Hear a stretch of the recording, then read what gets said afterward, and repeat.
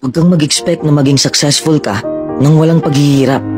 Remember this, true success comes from endurance and perseverance. Kung madali lang maging successful sa buhay, edi sana'y successful na tayong lahat, di ba? Huwag mong iasa sa swerte ang buhay mo. Invent opportunity and embrace your failures. Maraming taong hihila sa'yo pababa, pero huwag kang magpapahila sa kanila. Huwag kang makinig sa mga taong toxic. Oo, mapapagod ka sa iyong paglalakbay.